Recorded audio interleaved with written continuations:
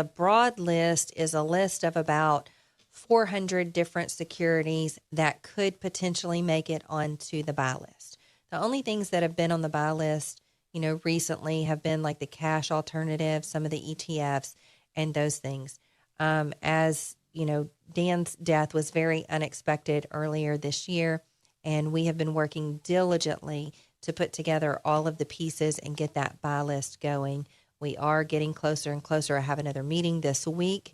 I would say that best case scenario, we may be able to get the buy list initiated by the end of next week. Otherwise, within the next 2 to 4 weeks, I would say we have a really great chance of seeing it reinstituted. So, of course, you don't buy anything off the broad list. And, Dan was so torn about, should I leave the broad list up or should I not? Because people would not read the rules, they would not understand the strategy, and they would go and purchase things off of there. There are things on the broad list that have never been on the buy list.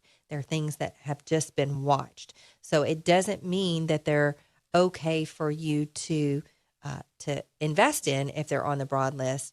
What typically has to happen for them to be on the broad list, to initially get on the broad list, they have to be biblically responsible, and they have to meet some certain fundamental, technical, and economic criteria to get on there. Now, they may never make it onto the buy list. So once they're there, though, they're not monitored as closely. So what ends up on the buy list, we make sure that it is biblically responsible. We try to also run the things on the broad list back through the screener, periodically, but it doesn't necessarily mean that it's biblically responsible just because it's there.